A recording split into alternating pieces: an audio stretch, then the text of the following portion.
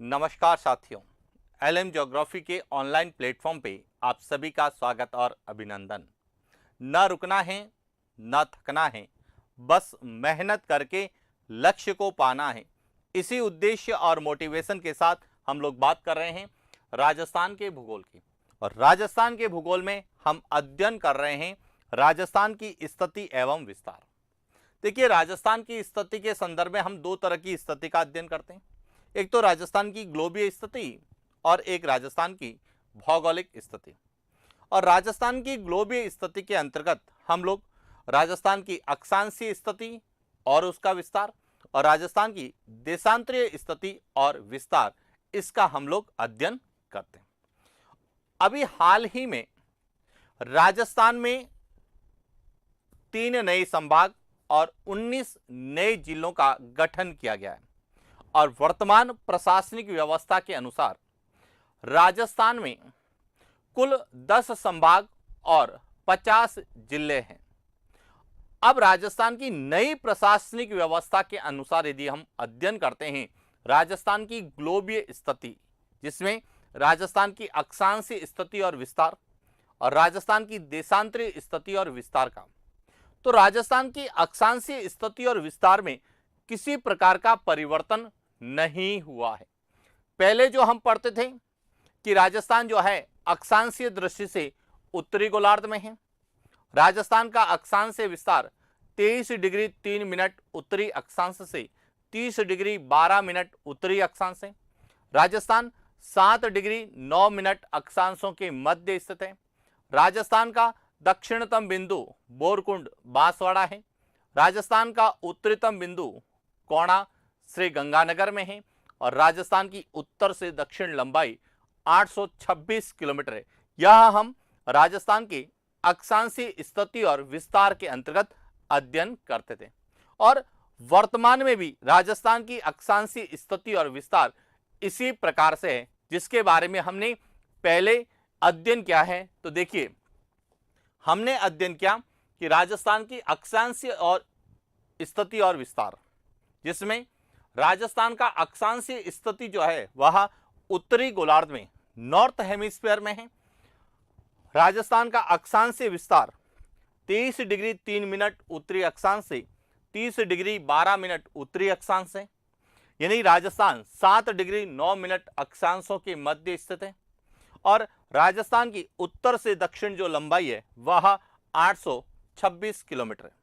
और राजस्थान का दक्षिणतम बिंदु बोरकुंड जो कि बांसवाड़ा जिले में है। और राजस्थान का उत्तरतम बिंदु जो कि कोणा गांव श्री गंगानगर जिलों में। तो जो राजस्थान की पहले अक्षांशीय स्थिति और विस्तार थी वही वर्तमान में राजस्थान की अक्षांशीय स्थिति और विस्तार। तो आप कहेंगे सर, तो परिवर्तन किसमें हुआ है? तो परिवर्तन हुआ है राजस्थान से गुजरने वाले अक्षांशों के अंतर्गत, कि जो अक्षांश पहले 3 जिलों से गुजरता था अब वह अक्षांश नए जिलों के गठन के बाद 4 जिलों से गुजर रहा है। इसी प्रकार पहले जो 7 जिलों से गुजरता था अब वह 8 जिलों से गुजरता है। तो जब हम राजस्थान के या राजस्थान से गुजरने वाले अक्षांशों का अध्ययन करते हैं तो कहीं न कहीं हमें राजस्थान के जो नए जिलों का गठन हुआ है उसमें परिवर्तन देखने को मिलता है। तो सबसे पहले तो हम आज अध्ययन करने वाले हैं कि राजस्थान की अक्षांशीय स्थिति और विस्तार के अंतर्गत राजस्थान से गुजरने वाले अक्षांश कौन कौन से हैं। और उसके बाद हम बात करेंगे कि कौन सा अक्षांश किस जिले से गुजरता है। पहले कौन से जिलों से गुजरता था, अब कौन से जिलों से गुजरता है और उसको लेके क्या प्रश्न हमसे पूछे जाने की संभावना है। तो देखिए, बात करते हैं राजस्थान की अक्षांशीय स्थिति और विस्तार की।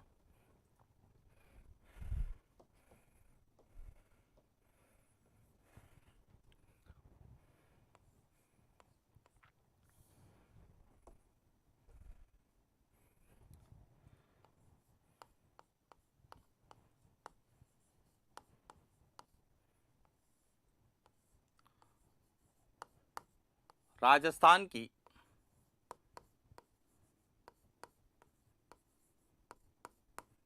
अक्षांशीय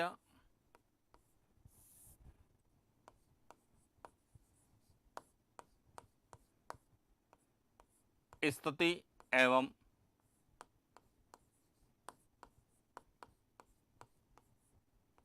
विस्तार। और इसके अंतर्गत हम लोग बात करेंगे सबसे पहले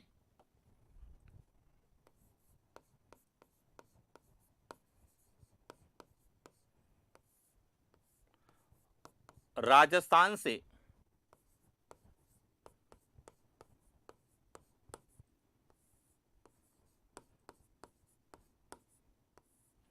गुजरने वाले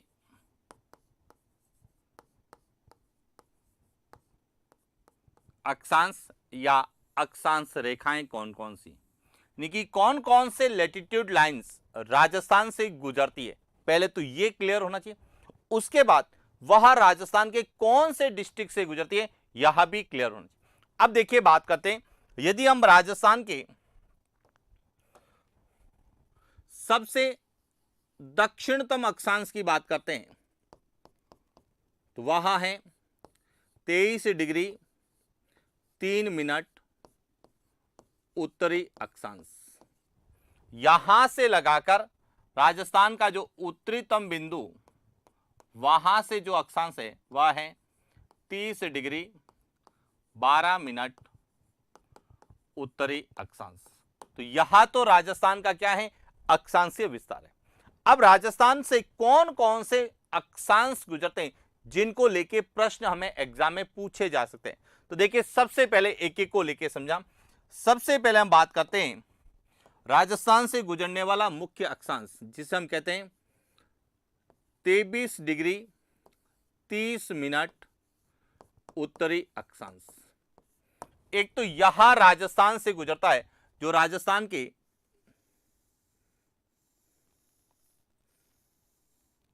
दो जिलों से गुजरता है, डूंगरपुर और बांसवाड़ा से, और इसे ही हम क्या कहते हैं,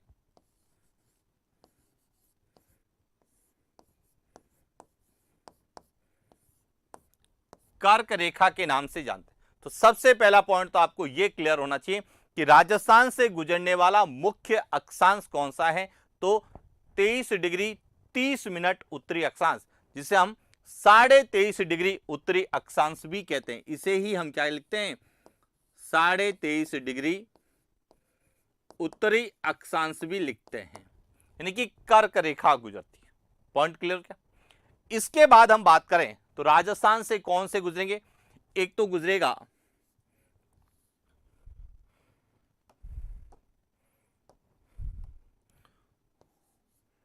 24 डिग्री उत्तरी अक्षांश, यह इस तरीके से गुजरेगा 24 डिग्री उत्तरी अक्षांश। इसके बाद है 25 डिग्री उत्तरी अक्षांश, वह इस तरीके से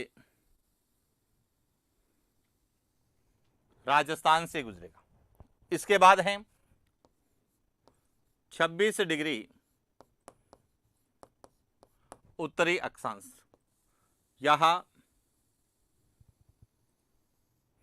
इस प्रकार से राजस्थान से गुजरेगा। इसके बाद है 27 डिग्री उत्तरी अक्षांश, वह इस प्रकार से राजस्थान से गुजरेगा। इसके बाद है 28 डिग्री उत्तरी अक्षांश, वह इस प्रकार से गुजरेगा। उसके बाद है 29 डिग्री उत्तरी अक्षांश, यह इस प्रकार से राजस्थान से गुजरेगा। फिर आएगा 30 डिग्री उत्तरी अक्षांश, यह इस प्रकार से राजस्थान से गुजर। तो इसका मतलब है यह सभी राजस्थान से गुजरने वाले क्या है, अक्षांश है। अब कौन कौन से हैं देखिए, एक तो है 23 डिग्री 30 मिनट उत्तरी अक्षांश,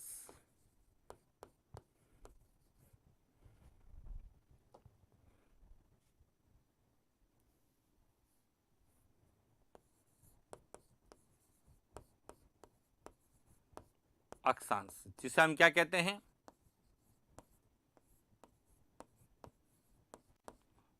कर्क रेखा। अब यह जो है, यह सबसे महत्वपूर्ण विशेषता है कि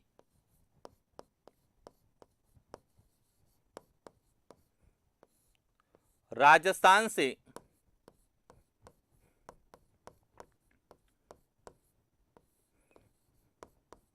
गुजरने वाला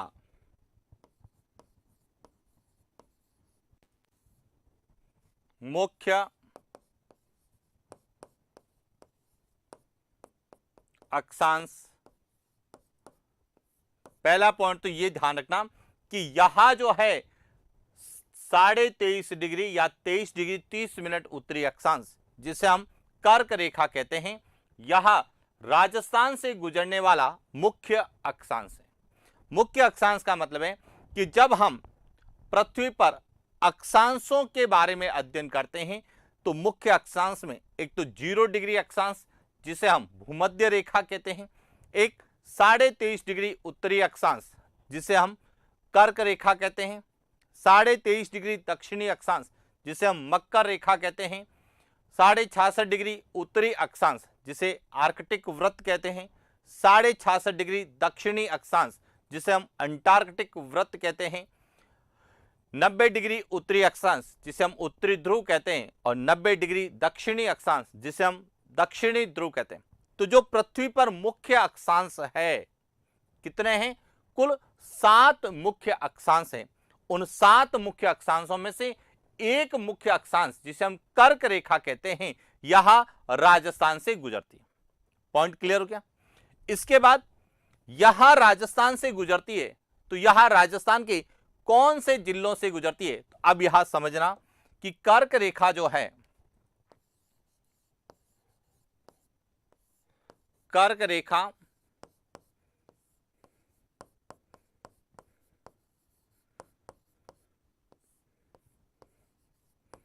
राजस्थान के 2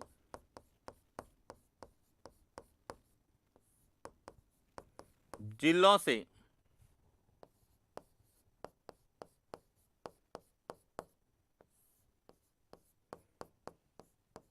कितने जिलों से गुजरती है? 2 जिलों से गुजरती है। अब कौन कौन से हैं?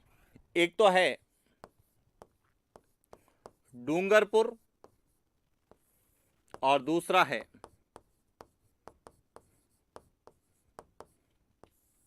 बांसवाड़ा। 2 पॉइंट ध्यान रखना कि कर्क रेखा राजस्थान के 2 जिलों से गुजरते। जब नए जिलों का गठन नहीं किया गया था उस समय भी यह 2 जिलों से गुजरती थी और अब भी यह राजस्थान के 2 जिलों से गुजर रही है। इसका मतलब है कि राजस्थान के नए जिलों के गठन के बारे में बात करें तो यह जो है उन्हीं 2 जिलों से गुजरती है जिससे पहले गुजरती है। इसका मतलब है कि नए जिलों के गठन से कर्क रेखा के राजस्थान में गुजरने पर कोई प्रभाव नहीं है। लेकिन संभागों की दृष्टि से बात करें तो कर्क रेखा जो है वर्तमान में बांसवाड़ा संभाग से गुजरती है, जबकि पहले यह उदयपुर संभाग से गुजरती थी। तो ये ध्यान रखना, कर्क रेखा जो है, कर्क रेखा पहले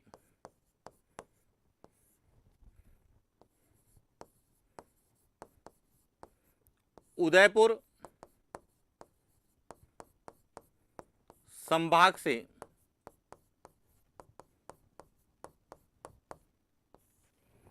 गुजरती थी, जो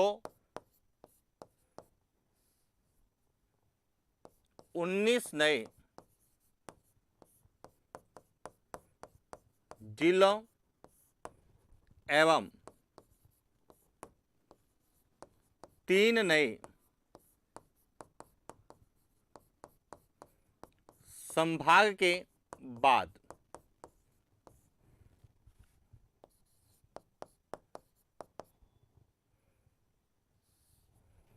संभाग के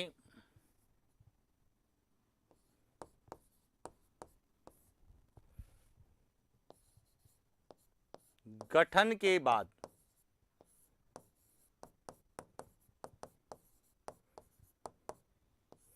बांसवाड़ा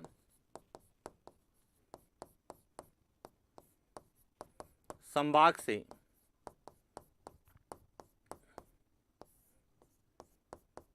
गुजरती, यानी कि कर्क रेखा जिन जिलों से गुजरती है उसमें तो कोई परिवर्तन नहीं हुआ है, लेकिन जो पहले उदयपुर संभाग से गुजरती थी लेकिन वर्तमान में वह बांसवाड़ा संभाग से गुजरती है। इसका तात्पर्य यह है कि बांसवाड़ा जो संभाग है यह उदयपुर संभाग को ही अलग करके, यानी उदयपुर संभाग के 3 जिलों को मिलाकर बांसवाड़ा को राजस्थान का एक नया संभाग बनाया है। क्लियर हो क्या? अब बात आती है कि कर्क रेखा को लेके क्या प्रश्न हमसे पूछे जाते हैं। तो देखिए, यहां राजस्थान का पूरा मानचित्र है और यहां है 23.5 डिग्री उत्तरी अक्षांश, या जिसे हम कहते हैं 23 डिग्री 30 मिनट उत्तरी अक्षांश, या इसे ही कहते हैं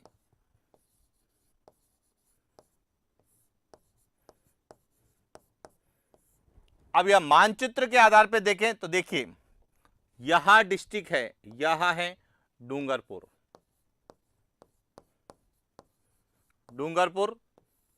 और यहां डिस्ट्रिक्ट जो है यहां है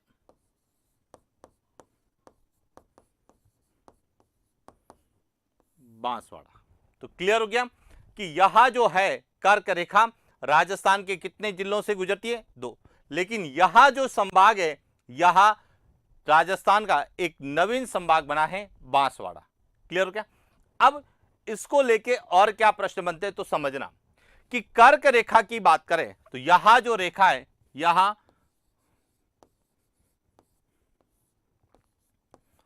कर्क रेखा है और यहां नदी है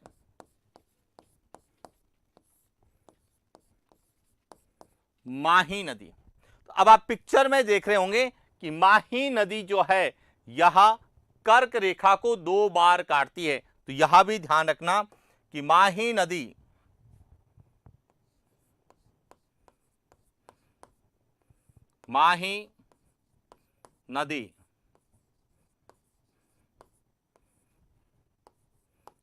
कर्क रेखा को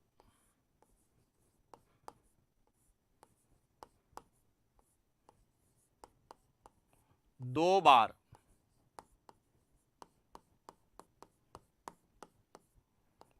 विभाजित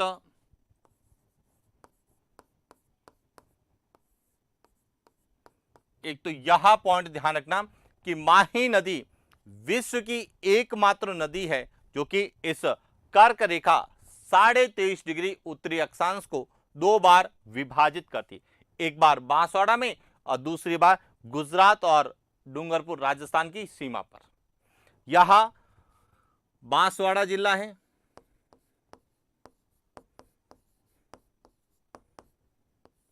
और यहां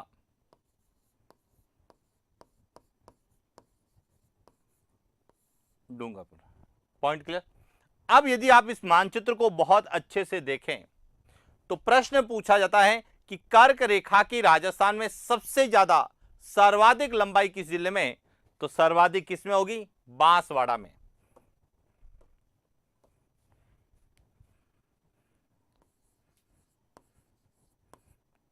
कर्क रेखा की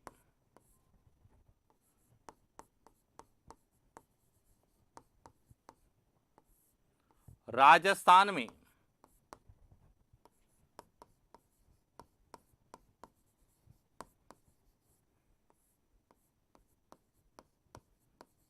सर्वाधिक लंबाई किस जिले में है?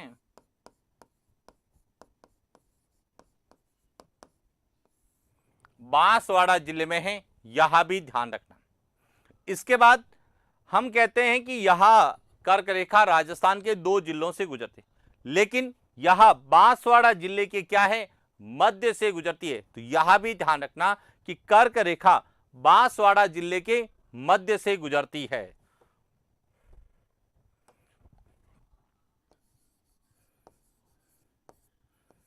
कर्क रेखा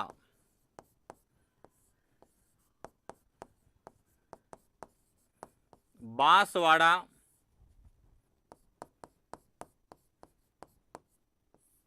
जिले के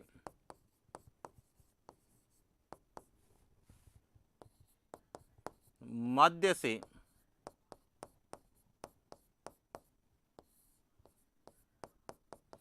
गुजरती है। यह भी ध्यान रखना कि सबसे ज्यादा लंबाई कहाँ है, बांसवाड़ा में, और सर्वाधिक जो है किस जिले में या किस जिले के मध्य से गुजरती है, तो बांसवाड़ा। जबकि डूंगरपुर जिले की यह क्या बनाती है, लगभग दक्षिण या दक्षिणी सीमा बनाती है। तो डूंगरपुर जिले की तो दक्षिणी सीमा बनाएगी, लेकिन बांसवाड़ा जिले के मध्य से गुजरेगी। इसके बाद कई बार हमें तहसीलों को लेके प्रश्न पूछे जाते हैं। तो तहसीलों की जब हम बात करते हैं तो देखिए समझना, यह कर्क रेखा है। अब कर्क रेखा के दक्षिण में कौन कौन सी तहसीलें हैं, यह विशेष रूप से ध्यान रखना। तो अब कर्क रेखा के दक्षिण में जितनी भी तहसीलें हैं वह बांसवाड़ा जिले की है। अब कर्क रेखा के सर्वाधिक दक्षिण में कौन सी है, यह ध्यान रखना, सर्वाधिक दक्षिण में यह तहसील है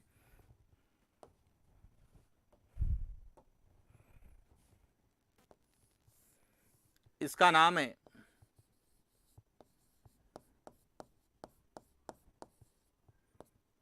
कुशलगढ़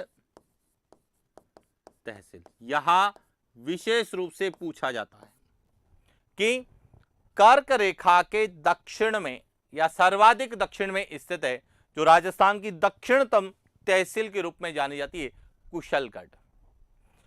इसके अलावा कर्क रेखा के दक्षिण में कुशलगढ़ के अलावा एक और मिलेगी जिसका नाम है सज्जनगढ़। यह है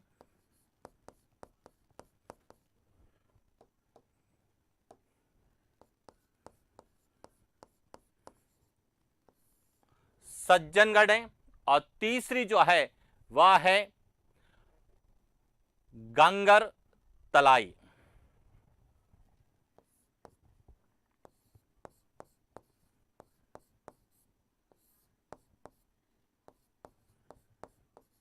ये तीन ऐसी तहसीलें हैं जो कर्क रेखा के क्या मिलेगी, दक्षिण में मिलेगी।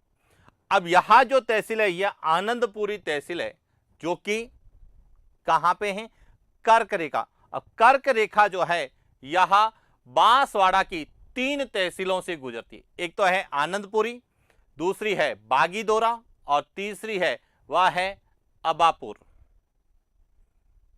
तो ये ध्यान रखना, तीन तहसीलें तो कर्क रेखा के दक्षिण में है और तीन तहसीलें जो है वहां से यहां गुजरती। हालांकि ऐसा प्रश्न नहीं आता है, हमें इसका ध्यान रखना है कि कर्क रेखा के सर्वाधिक दक्षिण में कौन सी है, तो कुशलगढ़ तहसील है, जो हमें एग्जाम में पूछी जा सकती है। एक तो ये ध्यान रखना विशेष रूप से। दूसरा, कर्क रेखा जो है या कर्क रेखा को काटने वाली या दो बार काटने वाली नदी कौन सी है, तो वह माही नदी है। और कर्क रेखा राजस्थान के कौन से जिलों से गुजरती है। तो एक तो कर्क रेखा को लेके विशेष रूप से प्रश्न पूछे जाते हैं। और क्या परिवर्तन हुआ है, तो परिवर्तन हुआ है कि पहले जो यहां उदयपुर संभाग से गुजरती थी, अब वह नवीन संभाग बांसवाड़ा से गुजरती है। क्लियर हो गया। तो यह तो थी राजस्थान के गुजरने वाले संभागों में जो है 23.5 डिग्री उत्तरी अक्षांश या राजस्थान से गुजरने वाला मुख्य अक्षांश। अब इसके अलावा राजस्थान से 24, 25, 26, 27, 28, 29 और 30 ये भी अक्षांश राजस्थान से गुजरते हैं। तो ये अक्षांश किस तरह से हमें पूछे जाएंगे, उन पर भी हम लोग बात करते हैं। तो देखिए,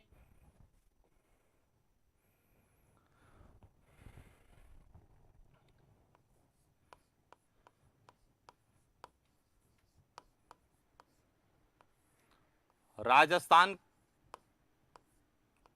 की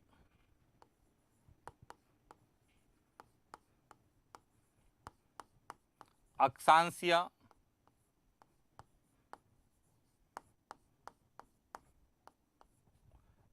स्थिति एवं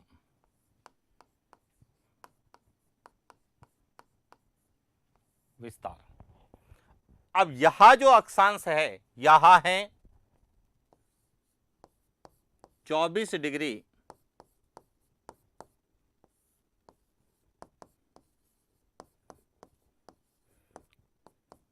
23.5 उत्तरी अक्षांश के बाद में उत्तर की ओर जाएंगे तो कौन सा आएगा 24 डिग्री उत्तरी अक्षांश।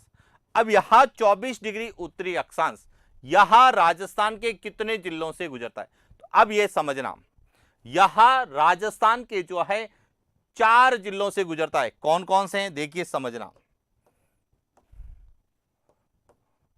यहां जो जिला है यहां है उदयपुर, यहां दूसरा है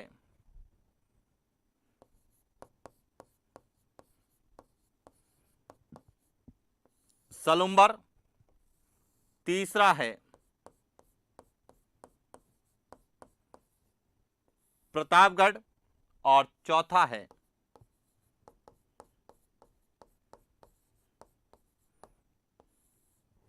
झालावाड़। क्लियर हो गया।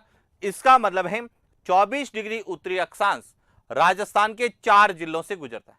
लेकिन यदि हम बात करें पहले की तो अब समझना यहां से 24 डिग्री उत्तरी अक्षांश, अब यह पहले जो है पहले उदयपुर,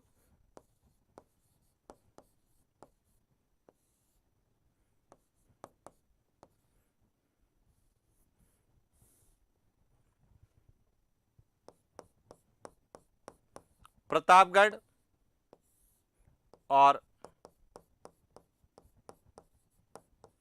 झालावाड़, इन 3 जिलों से गुजरता था और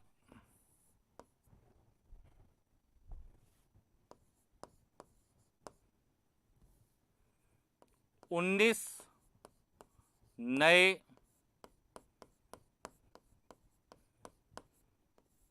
जिलों के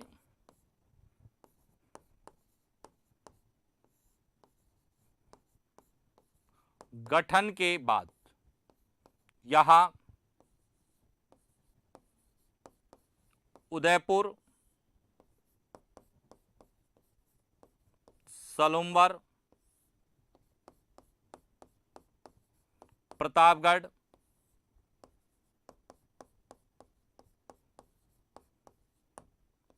और झालावाड़, इन 4 जिलों से गुजरता है। इसका मतलब है जो नया जिला बना है कौन सा सलुंबर, उससे यहां गुजरता है। तो क्लियर होना चाहिए कि 24 डिग्री उत्तरी अक्षांश पहले 3 जिलों से गुजरता था, अब कितने जिलों से गुजरेगा 4 से गुजरेगा। यदि हम संभागों की बात करें तो देखिए यहां ध्यान रखना, संभागों में बात करते हैं तो यहां पहले भी 2 संभाग से गुजरता था और अब भी यहां कितने से गुजरेगा 3 संभाग से। यहां ध्यान रखना यदि संभागों की बात करें तो 24 डिग्री उत्तरी अक्षांश पहले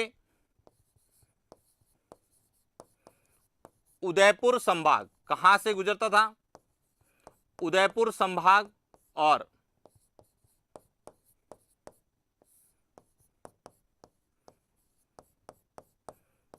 कोटा संभाग से गुजरता था। लेकिन अब नए जिलों के गठन के बाद में यहां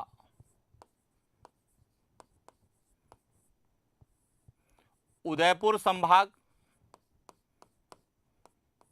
बांसवाड़ा संभाग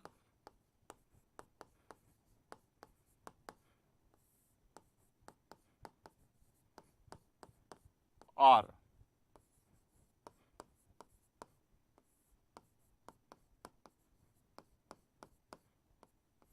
कोटा संभाग, अब यहां 3 संभागों से गुजरता है। इसका मतलब है कि एक संभाग में भी वृद्धि हुई है और एक डिस्ट्रिक्ट में भी क्या हुई है वृद्धि हुई। अब जो परिवर्तन हुआ है उस पर ही हमको प्रश्न पूछा जाएगा। अब क्या पूछा जा सकता है, यहां से पूछा जा सकता है कि 24 डिग्री उत्तरी अक्षांश निम्नलिखित में से किस संभाग से नहीं गुजरता है। तो ये 3 संभागों से गुजरेगा, इसके अलावा चौथा कोई भी संभाग होगा तो वहां से नहीं गुजरेगा। एक तो ये क्लियर हो गया।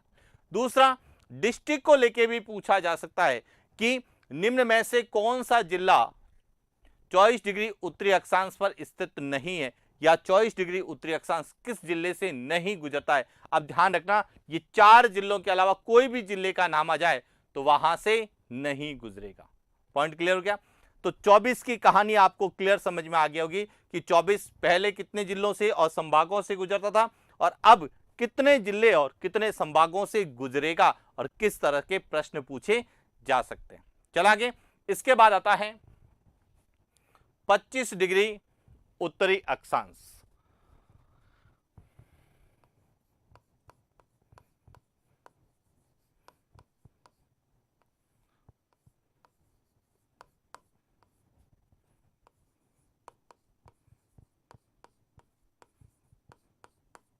राजस्थान की अक्षांशीय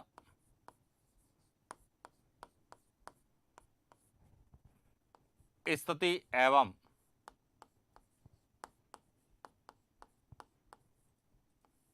विस्तार। अब बात करें हम 25 डिग्री उत्तरी अक्षांश की। जब 25 डिग्री उत्तरी अक्षांश की बात करते हैं तो 25 डिग्री उत्तरी अक्षांश में जो है यहां पहले राजस्थान के 10 जिलों से गुजरता था।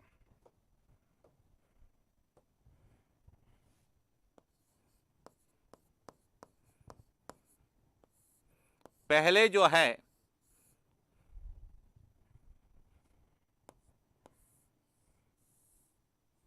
यहां 25 डिग्री उत्तरी अक्षांश 10 जिलों से गुजरता था। कौन कौन से समझना। बाड़मेर से गुजरता था, जालोर से गुजरता था, पाली से गुजरता था, सिरोही से गुजरता था,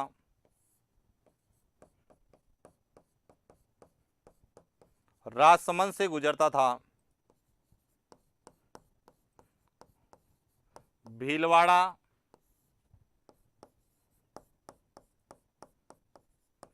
चित्तौड़गढ़, बूंदी, कोटा और बारां। यहां पहले 10 राजस्थान के जिलों से गुजरता था। अब यदि हम बात करें तो वर्तमान में यहां यानी कि 19 नए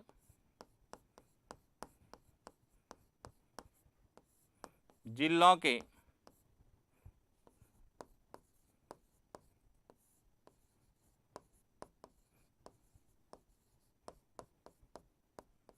गठन के पश्चात यहां 11 जिलों से गुजरेगा। कौन कौन से हैं देखिए।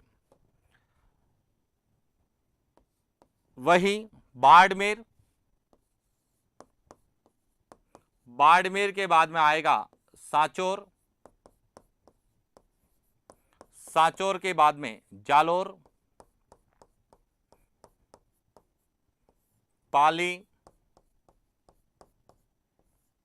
सिरोही।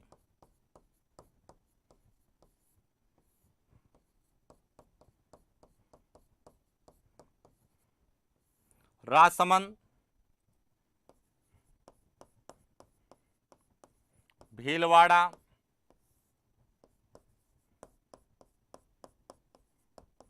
चित्तौड़गढ़, बूंदी,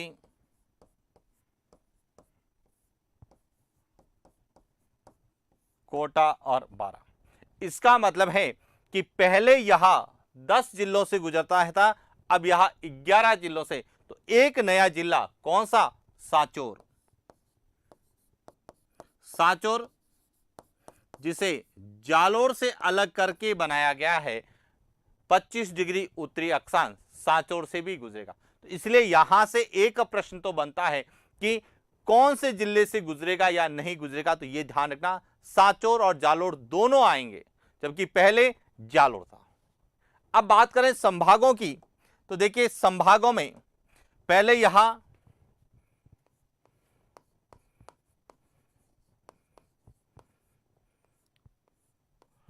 जोधपुर संभाग से गुजरता था, जिसमें जोधपुर संभाग के 4 जिले आते थे, बाड़मेर, जालोर, पाली और सिरोही। उसके बाद उदयपुर संभाग से गुजरता था और उदयपुर संभाग के इसमें जो है 2 जिले आते थे। तीसरा यहां अजमेर संभाग से भी गुजरता था, जिसमें अजमेर संभाग का 1 जिला आता था और चौथा था इसमें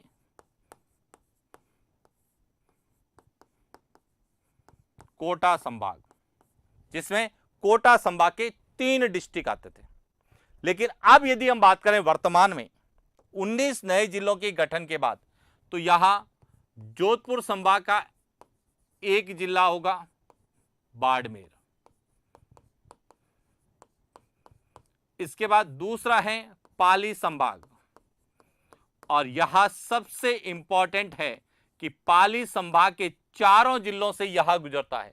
पाली संभाग में पाली, जालोर, सिरोही और सांचौर 4 जिले हैं, और इसीलिए यहां प्रश्न सबसे इंपॉर्टेंट है कि कौन सा अक्षांश पाली संभाग से या पाली संभाग के सभी जिलों से गुजरता है, तो वह है 25 डिग्री उत्तरी अक्षांश। यह पाली जिले के सभी जिलों से गुजरेगा।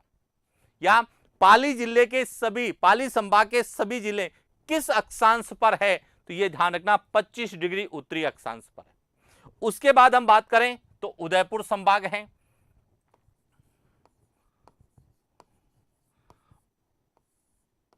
पहले जो भीलवाड़ा अजमेर संभाग में था, अब वह उदयपुर संभाग में, अजमेर संभाग बाहर हो जाएगा और इसके बाद आ जाएगा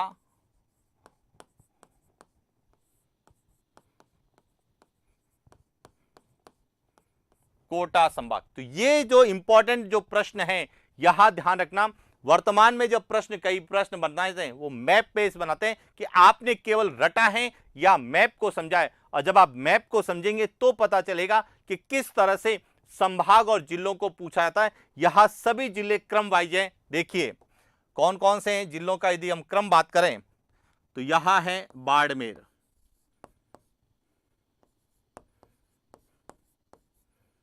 इसके बाद है सांचौर, यहां है जालोर, यहां है सिरोही, यहां है पाली, यहां है राजसमंद,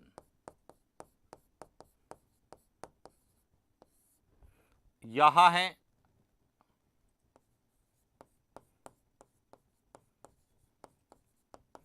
भीलवाड़ा,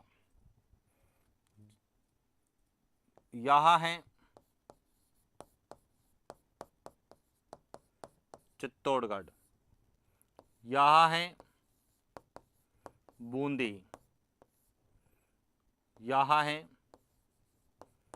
कोटा और यहां है पारा। इस तरह से यहां 11 जिलों से गुजरता। अब देखिए पहले जब यह 10 जिलों से गुजरता था तब यहां राजस्थान के सर्वाधिक जिलों से गुजरने वाला अक्षांश था, और अब यहां जो है 11 जिलों से गुजरता है। इसलिए यहां जो है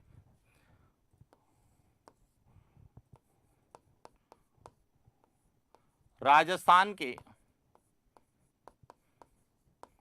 सर्वाधिक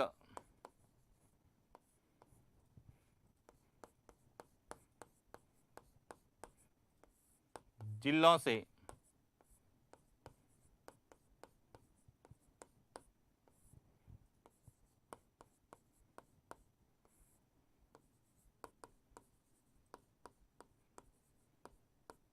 गुजरने वाला अक्षांश है। इसीलिए ध्यान रखना 25 डिग्री उत्तरी अक्षांश को कई बार एग्जाम में पूछा गया है कि इनका पश्चिम से पूर्व जिलों का क्रम, तो बाड़मेर, सांचौर, जालोर, सिरोही, पाली, राजसमंद, भीलवाड़ा, चित्तौड़गढ़ पहले आएगा, भीलवाड़ा बाद में आएगा, फिर बूंदी, कोटा और बारां। अब एक और पॉइंट ध्यान रखना, यहां कोटा संभाग से गुजरता है। कोटा संभाग में 4 जिले हैं, कोटा, बूंदी, बारां और झालावाड़। लेकिन यहां कोटा संभाग के 3 जिलों से ही गुजरता है, यानी कि यहां बूंदी, कोटा और बारां से गुजरता है, झालावाड़ से नहीं गुजरता है। तो यहां से एक और प्रश्न बन सकता है कि 25 डिग्री उत्तरी अक्षांश निम्नलिखित में से किस जिले से नहीं गुजरता है, और कोटा संभाग के चारों जिले दे देंगे। तो ध्यान रखना, झालावाड़ से यहां नहीं गुजरता है, झालावाड़ से 24 डिग्री उत्तरी अक्षांश गुजरता है, जबकि बूंदी, कोटा और बारां से 25 डिग्री उत्तरी अक्षांश गुजरता है। अब एक और ध्यान रखना, जब राजस्थान का एकदम नया मैप, हालांकि जिलों के तहसीलों के हिसाब से प्रशासनिक जो मैप तो हमें मिल गया है, अब इसमें कुछ भी यदि अक्षांशों के आधार पर परिवर्तन देखने को मिलेगा तो निश्चित रूप से हम जो है अपनी क्लास में भी परिवर्तन करेंगे, वीडियो अपलोड करेंगे। लेकिन जो वर्तमान स्थिति है उसके अनुसार हम लोग बात कर रहे हैं, और जहां तक मेरा अनुभव है और जो मैंने अभी तक पढ़ाया है वह निश्चित रूप से जो है सही है। इसलिए यदि इसमें कोई भी बदलाव होगा तो वह बदलाव हम जो है अपनी क्लास में भी करेंगे। तो इसीलिए ध्यान रखना, जो अब तक जैसा हमें मैप दिख रहा है उस मैप के आधार पर हम अध्ययन करेंगे, और इसमें कोई बदलाव आएगा तो हम उसमें निश्चित रूप से परिवर्तन करेंगे और नए सिरे से आपको वापस क्लास को अपलोड भी करेंगे। तो इसलिए घबराने की आवश्यकता नहीं है कि सर ये फिक्स ही होगा या इसमें कोई परिवर्तन होगा। यदि कोई परिवर्तन देखने को मिलेगा या परिवर्तन होता है तो हम अपने कोर्स में, क्लास में भी परिवर्तन करेंगे। क्लियर? चले आगे। इसके बाद बात करते हैं 26 डिग्री उत्तरी अक्षांश की।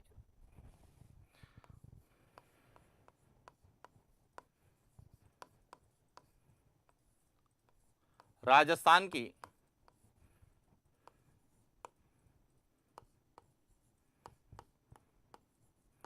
अक्षांशीय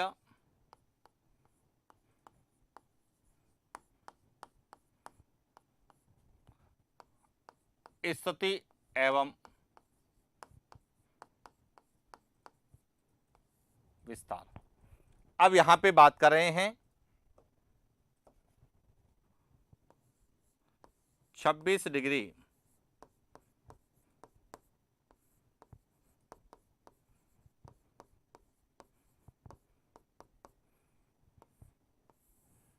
उत्तरी अक्षांश। अब 26 डिग्री उत्तरी अक्षांश पहले कितने जिलों से गुजरता था? 6।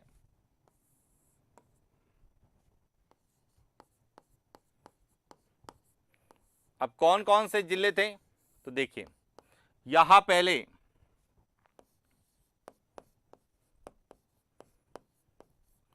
बाड़मेर,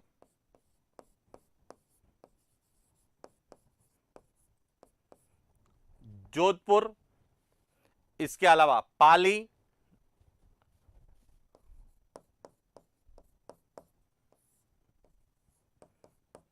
अजमेर,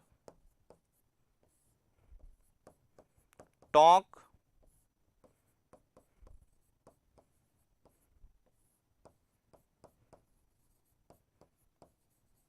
और सवाई माधोपुर। इन जिलों से यहां गुजरता था। लेकिन अब देखिए इसकी स्थिति को, यदि बात करें 19 नए जिलों के गठन के पश्चात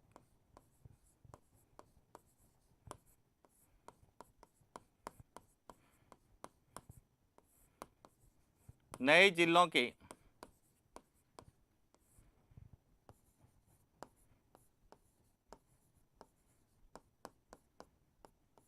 गठन के पश्चात, अब जब हम 19 नए जिलों का गठन करते हैं तो अब यह कौन से जिलों से गुजरेगा? तो देखिए, यहां जो है, यहां है बाड़मेर, यहां है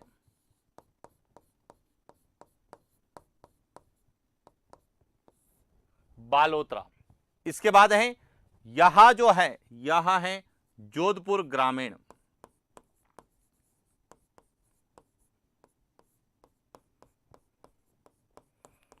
जोधपुर ग्रामीण के बाद में यहां है पाली, पाली के बाद में यहां है ब्यावर, ब्यावर के बाद में यहां है कैकड़ी, कैकड़ी के बाद में यहां है टोंक और यहां है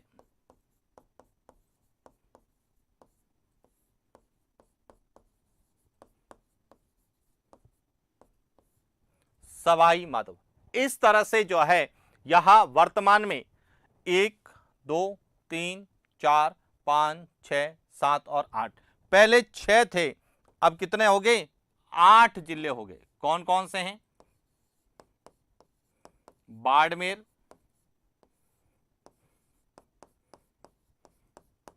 बालोतरा,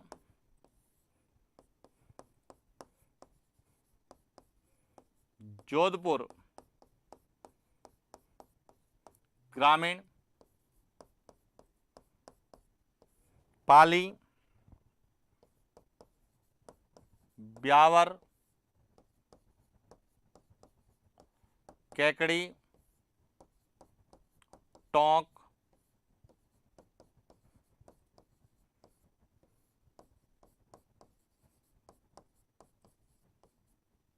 और सवाई माधोपुर। और इसलिए अब इसको संभागों की दृष्टि से बात करें तो देखिए, पहले यहां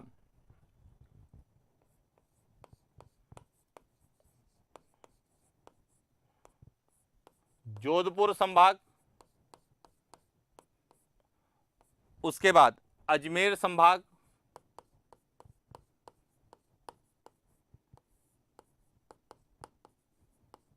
और अजमेर संभाग के बाद में यहां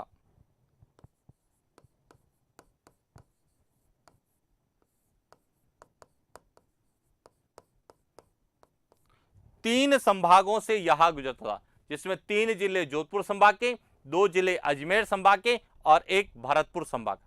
अब यदि हम बात करें तो देखिए, यहां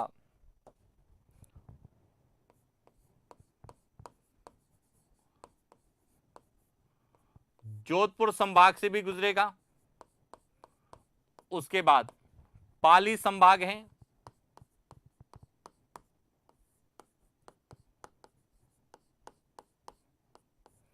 अजमेर संभाग है,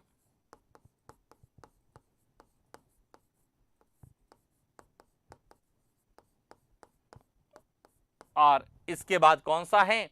भरतपुर संभाग।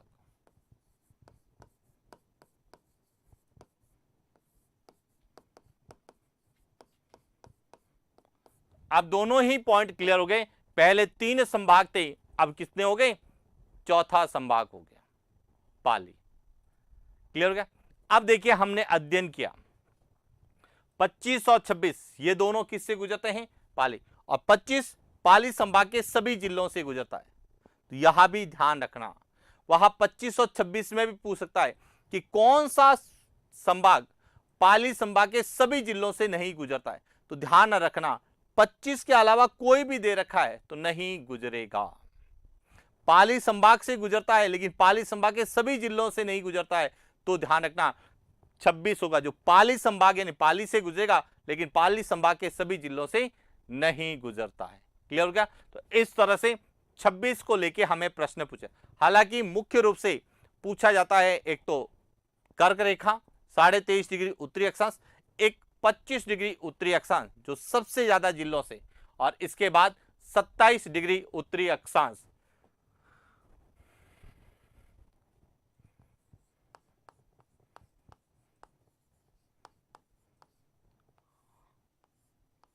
राजस्थान की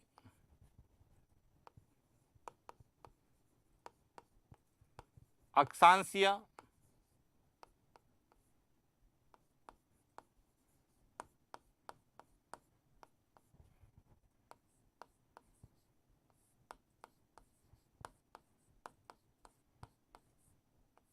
विस्तार। अब हम बात करें 27 डिग्री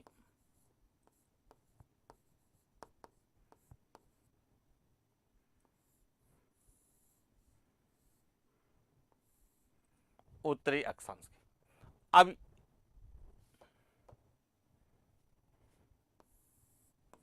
पहले यहां कौन कौन से जिलों से गुजरता था? तो देखिए, पहले यहां राजस्थान के 6 जिलों से गुजरता था, जैसलमेर, जोधपुर, नागौर, जयपुर, दौसा और भरतपुर। जैसलमेर,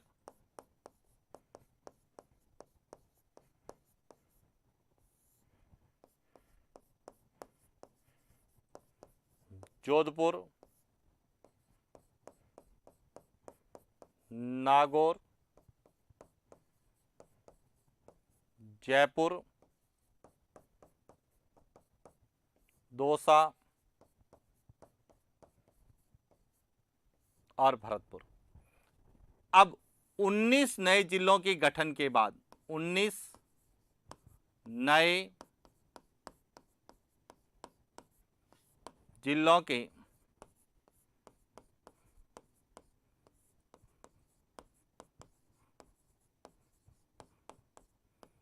गठन के पश्चात अब ये कौन कौन से जिलों से गुजरेगा, तो देखिए यहां है जैसलमेर, पहला तो क्या हो गया जैसलमेर। इसके बाद दूसरा है यहां है फलोदी, तीसरा है नागौर, चौथा है यहां डीडवाना, कुचामन। इसके बाद यहां जयपुर और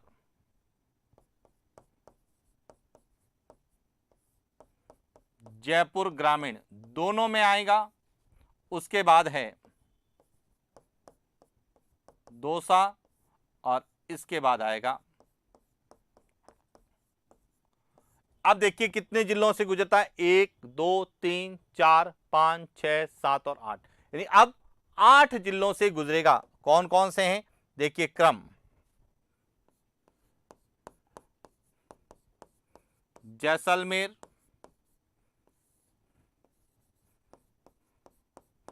फलोदी, नागौर,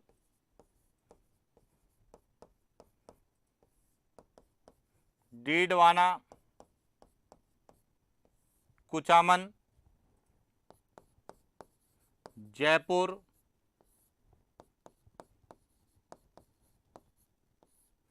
जयपुर ग्रामीण,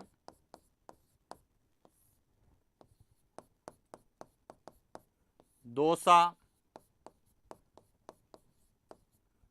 और भरतपुर। यहां तक क्लियर हो गया। अब इसकी जो सबसे इंपॉर्टेंट है कि यहां जो है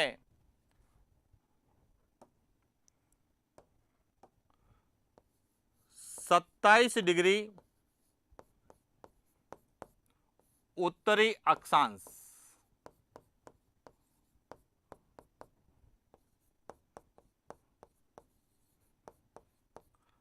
राजस्थान के लगभग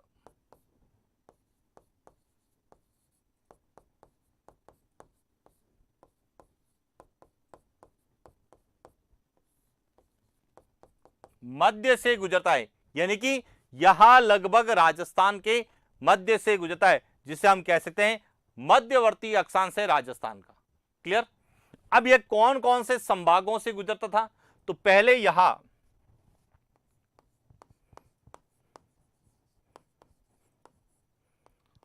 जोधपुर संभाग,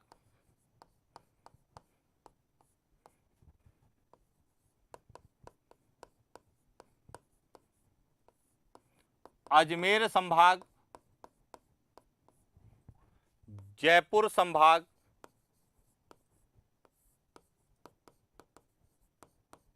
और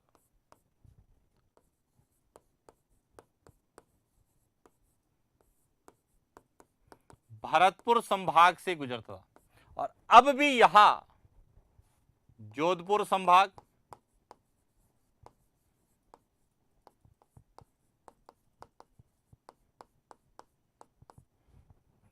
अजमेर संभाग,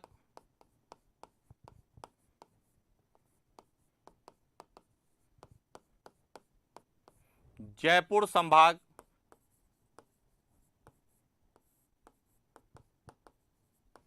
और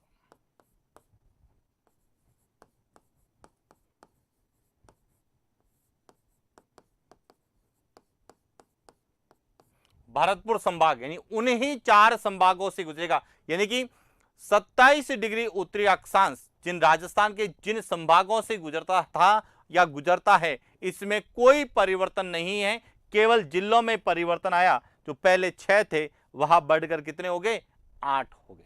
क्लियर। इसके बाद आता है 28 डिग्री उत्तरी अक्षांश की।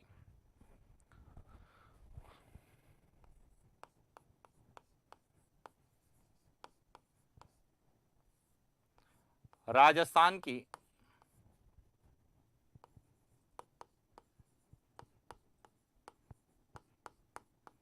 अक्षांशीय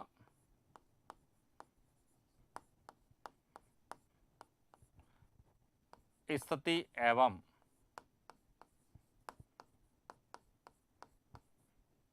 विस्तार।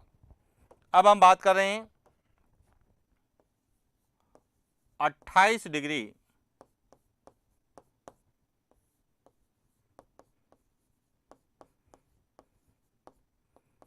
उत्तरी अक्षांश।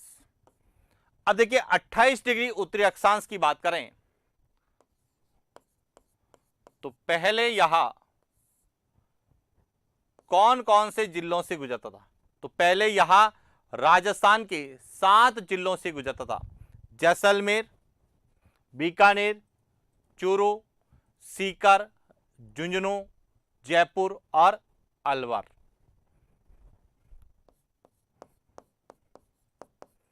जैसलमेर,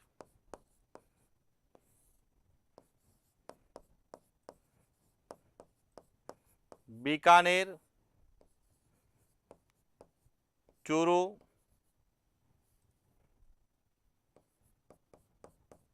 सीकर,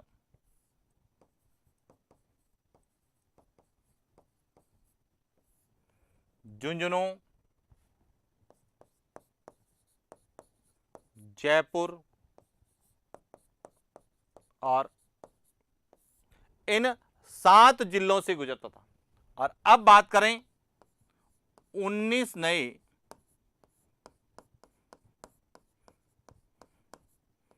जिलों के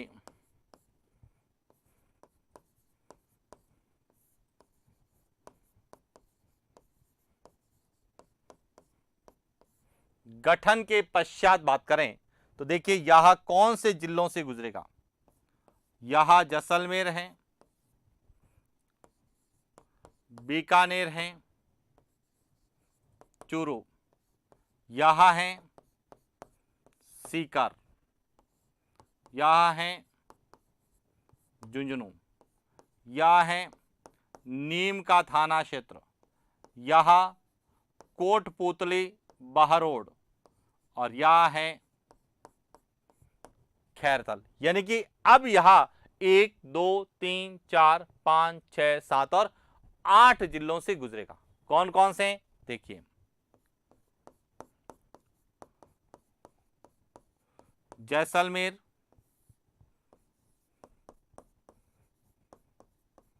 बीकानेर, चूरू,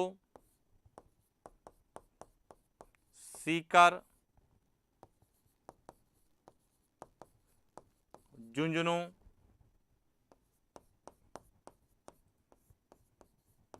नीम का थाना,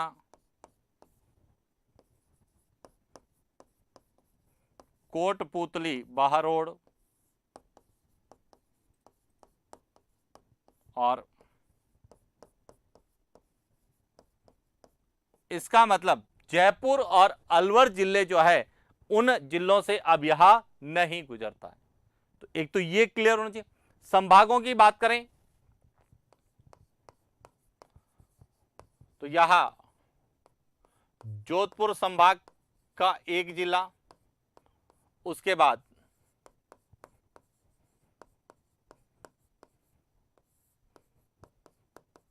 बीकानेर संभाग और उसके बाद यहां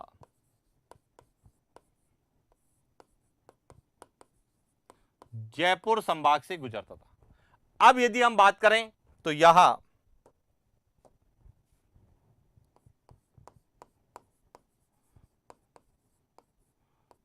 जोधपुर संभाग उसके बाद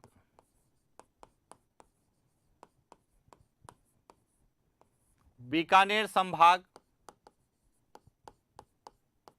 इसके बाद है सीकर संभाग और चौथा है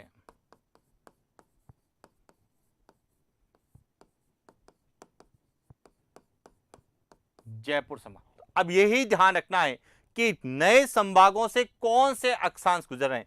तो बांसवाड़ा संभाग से कर्क रेखा गुजर रही है और 24 डिग्री उत्तरी अक्षांश गुजर रहा है। पाली से 2526 गुजर रहे हैं और सीकर संभाग से कौन सा गुजर रहा है, तो एक तो 28 गुजर रहा है और एक 29 भी आगे गुजरेगा। तो अब क्लियर हो चुका है 28 को लेके क्या प्रश्न बन सकते हैं कि पहले कितने जिलों से गुजरता था, अब कितने जिलों से गुजरता था, पहले कितने संभागों से गुजरता था, अब कितने संभागों से गुजरता है, यानी कि कौन सा संभाग, क्योंकि संभागीय व्यवस्था भी परिवर्तित हुई है और जिलों का भी गठन हुआ है। तो कहीं ना कहीं संभाग और जिलों को जो है राजस्थान की स्थिति और विस्तार के आधार पर पूछा जा सकता है और इसीलिए हम इसको थोड़ा सा कि पहले जो पढ़ा उसमें परिवर्तन नहीं हुआ और अक्षांशीय स्थिति और विस्तार के आधार पर क्या परिवर्तन हुआ है, तो इसका हम अध्ययन कर रहे हैं। इसके बाद आता है जिसमें हम 29 और 30 दोनों की बात करेंगे। देखिए यहां है 29 डिग्री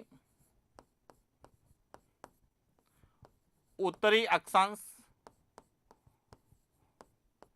और यहां है 30 डिग्री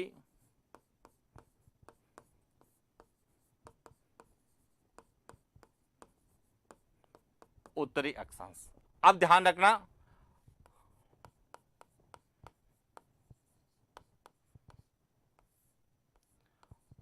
राजस्थान की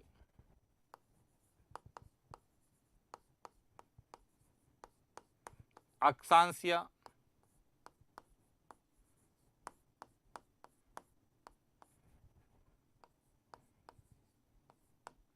एवं विस्तार। अब यहां समझने की जो जरूरत है सबसे इंपॉर्टेंट है वह क्या है। यदि हम बात करें 29 डिग्री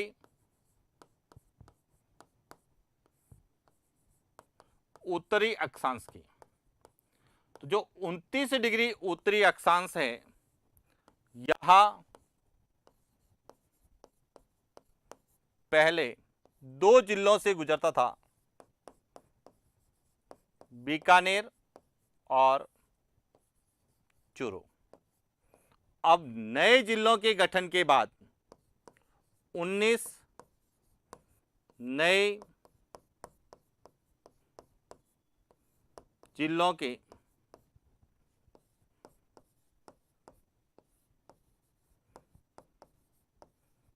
गठन के पश्चात यदि हम बात करते हैं तो यहां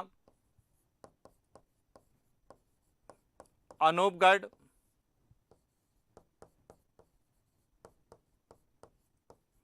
बीकानेर और चूरू तीन जिलों से गुजरता। अब संभागों की यदि हम बात करें तो पहले यहां केवल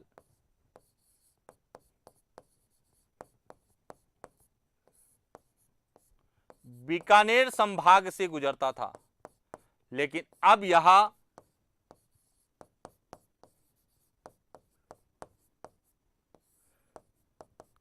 बीकानेर संभाग और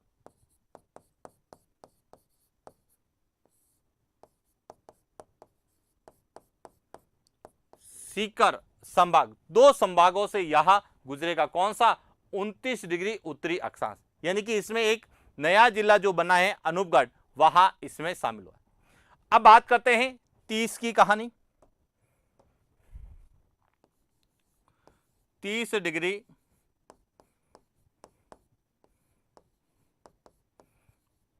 उत्तरी अक्षांश। जब हम 30 डिग्री उत्तरी अक्षांश की बात करते हैं तो यहां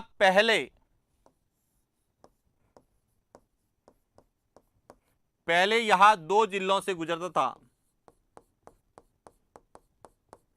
श्री गंगानगर और और 19 नए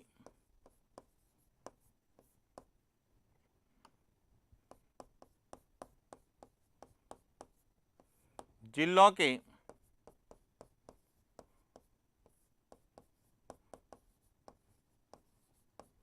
गठन के पश्चात बात करें तब भी वह 2 जिलों से गुजरता है, श्री गंगानगर और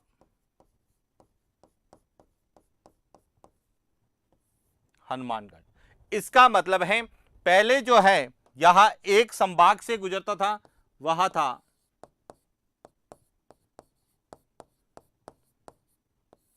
बीकानेर संभाग, और अब भी यहां एक ही संभाग से गुजरेगा, वह है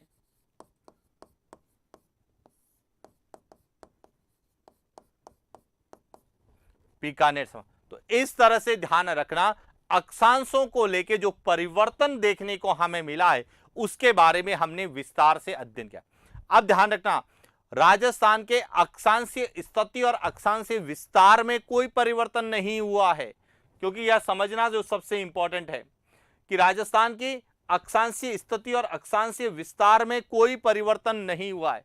परिवर्तन जो हुआ है वह हुआ है राजस्थान से गुजरने वाले अक्षांशों में जो जिले और संभाग हैं उनमें परिवर्तन देखने को मिला है कि जो नया संभाग मिला है या जो नए संभाग का गठन हुआ है उनसे कौन कौन से अक्षांश गुजरते हैं।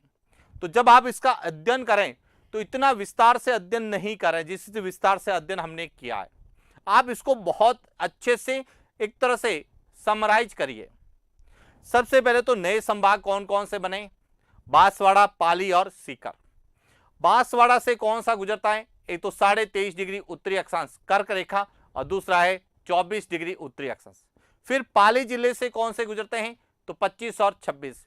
और सीकर जो है उस संभाग से कौन से गुजरते हैं, तो वहां से 2 गुजरते हैं, 28 और 29। तो एक तो आपको यह क्लियर होना चाहिए कि किस संभाग से कौन सा अक्षांश गुजरता है। तो इससे आपको यह पता चलेगा कि जो 3 नए संभाग बने उन तीनों संभागों से 2-2 अक्षांश गुजरते हैं। एक तो इस तरह से समराई करिए।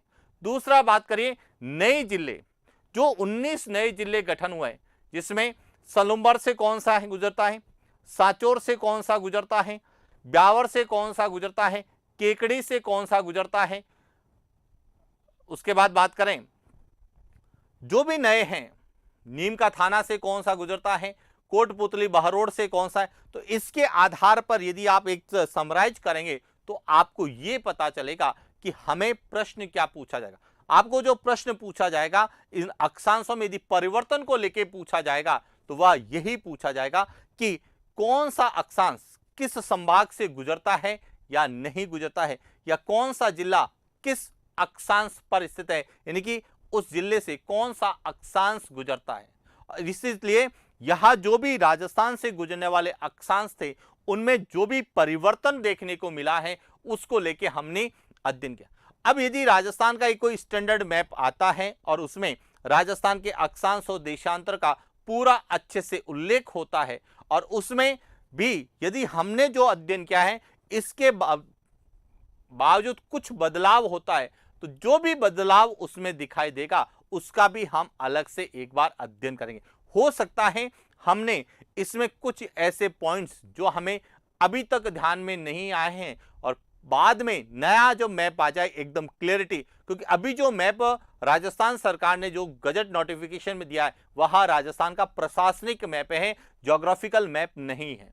और इसीलिए ज्योग्राफिकल मैप अक्षांश और देशांतर के आधार पर, भू आकृति प्रदेशों के आधार पर जो भी मैप आएगा, जिस तरह का भी परिवर्तन देखने को मिलेगा तो उसमें हम निश्चित रूप से अपनी क्लास में भी उसका जो है परिवर्तन को करेंगे, नई क्लास आपके लिए अपलोड कर देंगे ताकि आपको किसी तरह से इधर उधर भ्रमित होने या भटकने की आवश्यकता नहीं है। क्लियर? तो ये था आज का हमारा सेशन जिसमें हमने राजस्थान से गुजरने वाले अक्षांश और पहले और नवीन जिलों के गठन के संदर्भ में क्या परिवर्तन देखने को मिला है इस पर हमने विस्तार से चर्चा की है। तो आज के लिए इतना ही, मिलते हैं नेक्स्ट क्लास। Thank you.